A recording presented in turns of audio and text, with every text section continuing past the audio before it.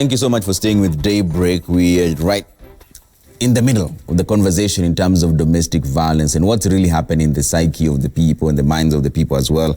Ken Munyua, psychologist, is still with me. Ken, and we were wondering, so how come some bonds are getting stronger and others are breaking? Like I said before, Trevor, it's all about the wishes and the fantasies that people have been having. There are families that have been looking forward to spending time with each other, but unfortunately, because of the work schedules and also some schooling schedules, the children have not been home. The parents have not been home. But there are families that how they survive with each other is avoidance. Wake up pretty early, leave early, and come home late. So you're avoiding each other. But now, if you have been looking forward to spending time together, then it simply means that your bond, it's what your wishes were. Your bond will become stronger. If you are avoiding, now you are fearing the perpetrator who is inside, and you're also fearing the corona that is outside. So what do? Which is safer for you? You have to stay inside. And the damage that is being caused is when you're inside, it's dangerous. You are not used to each other. You don't know how to relate with your children. The children fear the parents. I hear a situation where some households have to be let go because of the economic situation of the country. And the parents do not even know the favorite food for the children or even for the spouses, for the other spouse. You do not know what your children love. You do not know what your hobby or your wife loves. And so if you do not take time to learn, then you now become agitated easily by their demands. But now, can you take the time to learn now amid all the pressure that comes through? Because then it becomes a tricky balance, right? You're trying to work from home. There's a lot of pressure coming through. There's job losses coming your way. There's threats of the COVID-19. And then now to take time again to learn what your better half or your children want. Is that a fair balance? It is. A situation may arise where what is within your control right now. You cannot control the situation of your job losses. You cannot control the situation of how long we will be in this situation. But what is within your control is what can you do? It is never too late to learn. You can start a relationship. It can be cosmetic for starters, but with time, it's going to be easy and you will flow with it. So it's never too late. So what do you tell the people who come to you, Ken? Because I know that those who have valid concerns, stress caused by confinement, there's fears around job losses, there's financial difficulties. What do you tell them? Because those are actual fears that people have. First, it's good to say that I'm still operating. I still go to office to do my therapy and also to give sessions to people who are ready to come and or make a call. I like telling people to manage what is within their control. What is without your control, the best you can be able to do is worry so much and your anxiety levels will rise. One of the greatest psychologists of the last century called Carl Rogers said that people are disturbed when their expectations are not met. And so for you to avoid disturbances, it is to lower expectations and to deal with what you currently have and to avoid what you do not have. And manage where, if I can get it, fair. If I am not able to get it, well and good. So can I manage what I currently have? And does this affect people the same way? There are those who are outgoing and then there are those who are loners. Who is most affected now? There are those who are just fine staying at home and not even seeing people for a week or a month. But then there are those who are always out there with the people. Are they affected, or it affects people the same way? No, it doesn't. When you talk about introverts and extroverts, introverts love their space. So right now, it could be a time where they do not have to explain to anybody. You do not have to come. I mean, the government has said it. I don't have to go visit my folks because we are not going up country. Extroverts who are used to people. You have to be surrounded. You have to be told everything. You have to even get reassurance from others. And now here you are. You have to start learning to live with yourself, which is not easy. So extroverts are more affected. But there is a situation of the ambiverts. When they are with people, they are okay. When they are alone, they are okay. So now it's a catch-22. Where do I fall? So it depends with your personality. But at the end of the day, even extroverts, the problem is we started with the terminology of social isolation. Yeah. For me, I would have told the government, talk about physical isolation, but not social, because people have taken it literally. You are even avoiding the phone calls or even WhatsApp conversation. So it's not about social, it's about the physical and the contact that you're coming with people near. Speak to me about specifics now. In a family setup, there are five of them, maybe 3 children, the husband and the wife.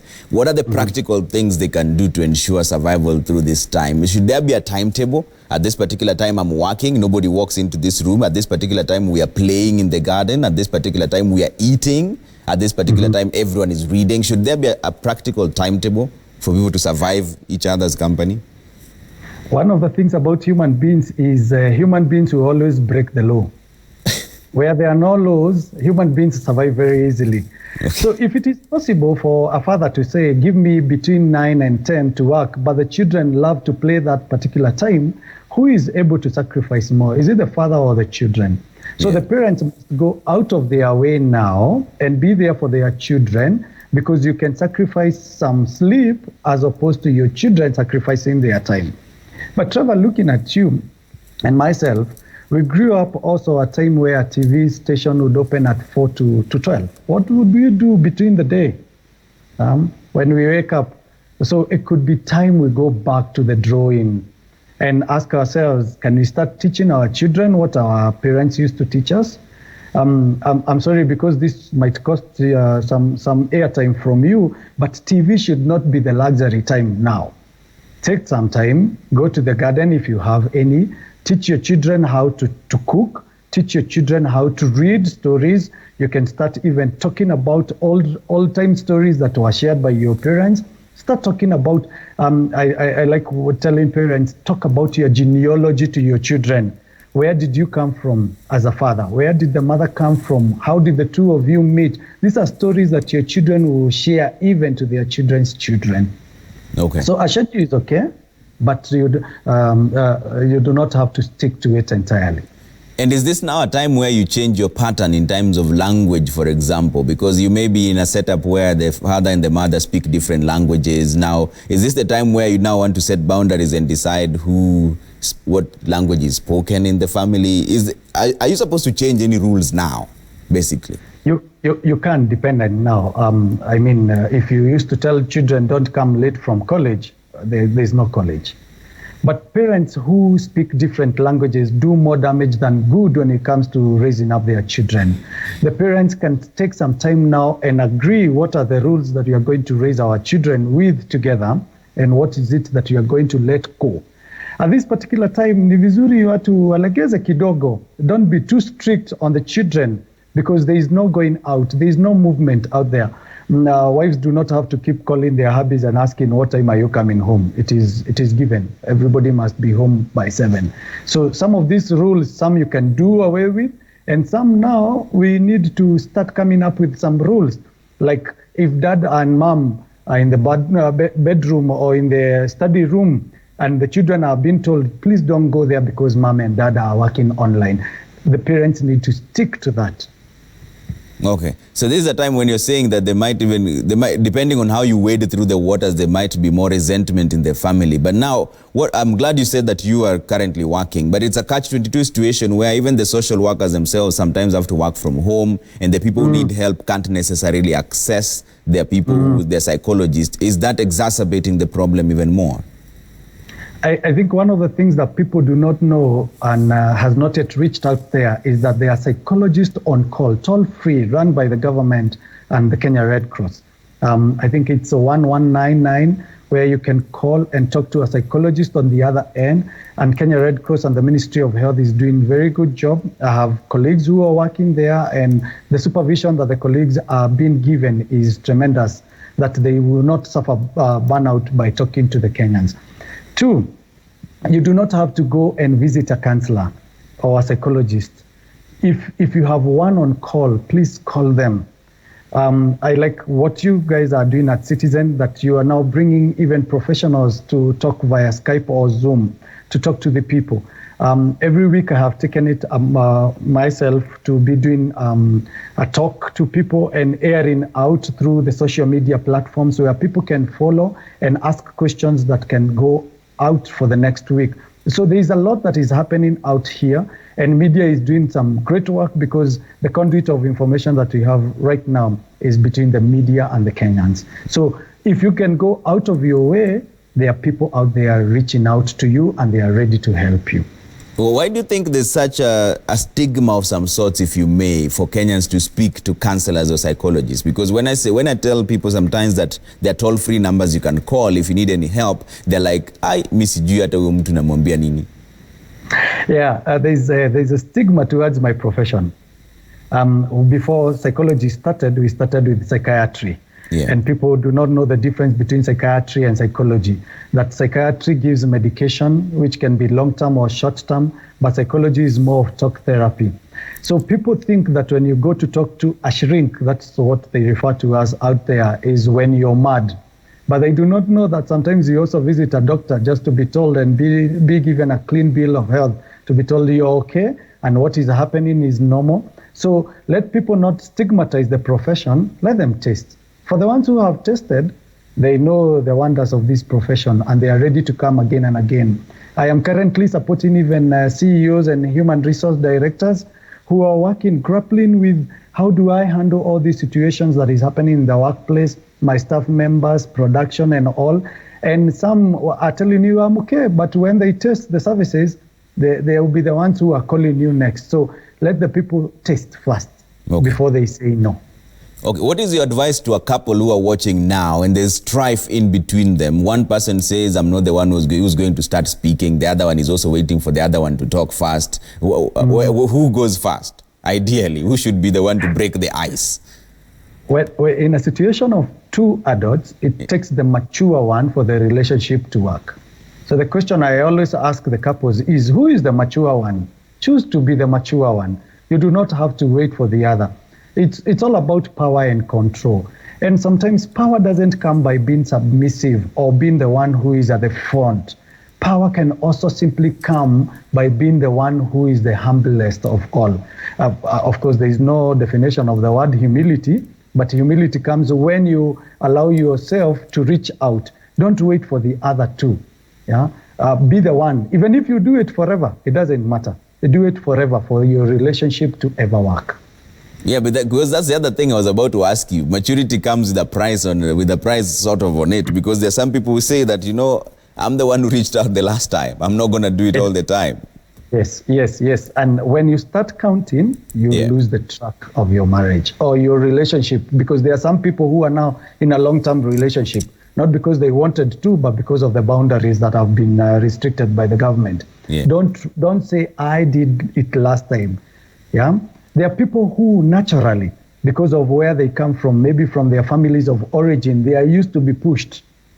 Naturally, there are people who are there reaching out. Yeah, we are very different. So don't count. Do it today, do it tomorrow, and don't tire. For your relationship to work, it takes you. It doesn't take two, it takes the one. So who is the one in the two? Okay. So now that nobody really knows how long this is going to last and nobody knows how it works exactly, for a family that are just coming together now, in the morning when they wake up, and we were talking about timetables earlier on, but now the issue is, do you give KPIs every other day? Because you see, the thing is, you're used to going to work and having a meeting saying, this is what our targets are, this is what so-and-so is doing, this is what so-and-so is doing. Are you going to do that in a family setup every day, leave alone just mentioning it on a Monday and then hoping everybody stays online until Friday? The best constitution is the one that was not written and brought. It is the one that has consensus. A family can sit down and agree, what do we do tomorrow? What is it that we wanted to do today and we were unable to do it, that we can carry forward and do tomorrow?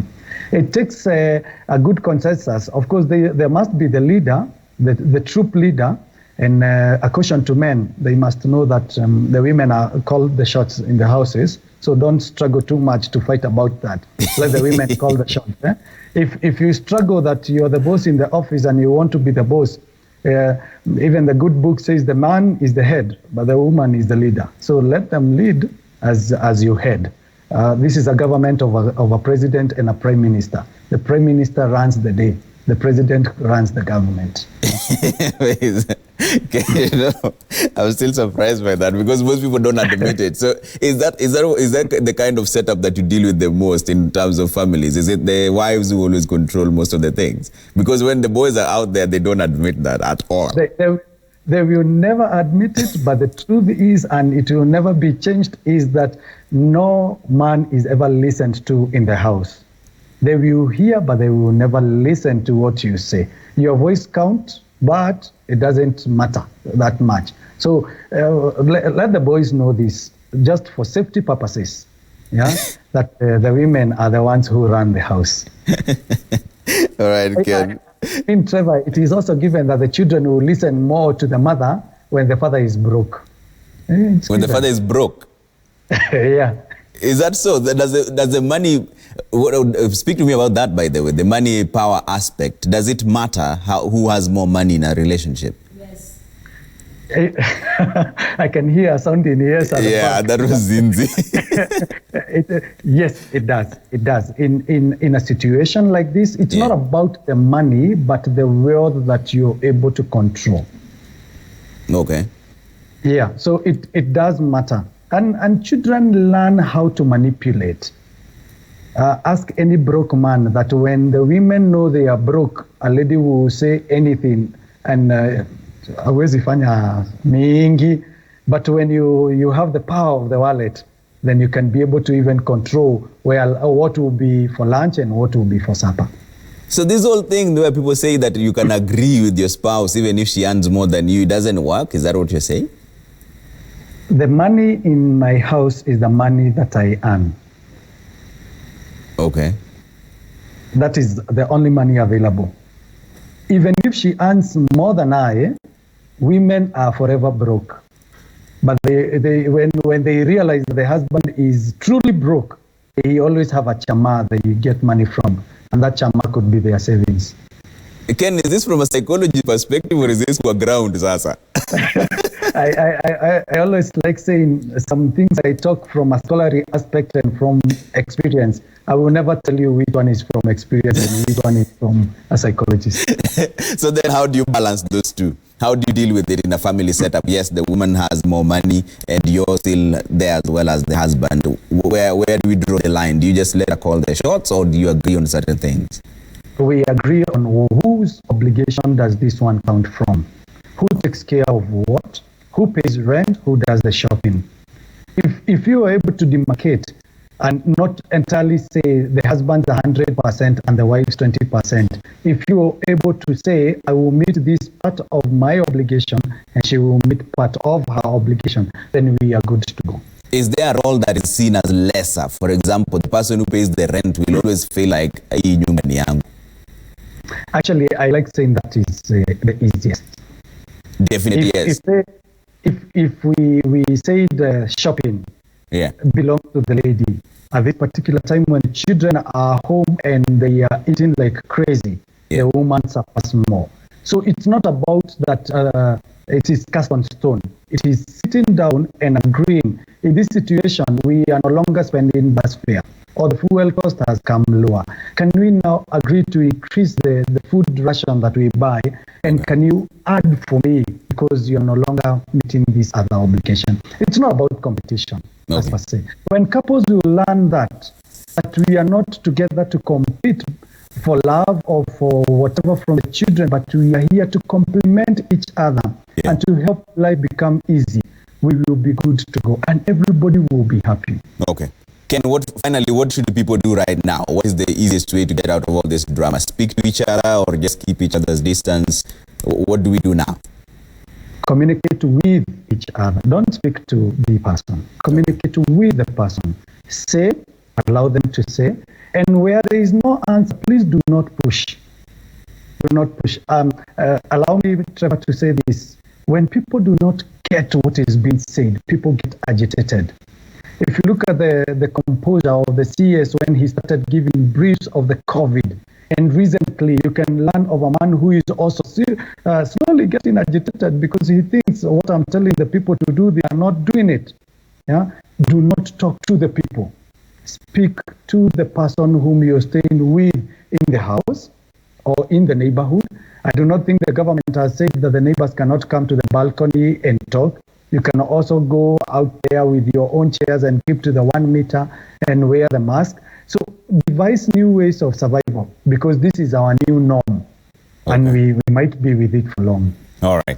Thanks, Ken. That's Ken Munyua, psychologist, speaking to us live from Nairobi. Says, speak to each other. It's the key to all the strife that we're seeing right now. All right, we're taking a quick break here on Daybreak. When we come back, Zinzi Kibiku, who says that it matters who has more money, will be speaking to Octopizo number 9 on the mental stress and mental health issues. He's pushing a bit of issues to deal with the young people and domestic violence and health as well. That and more coming up in just a bit.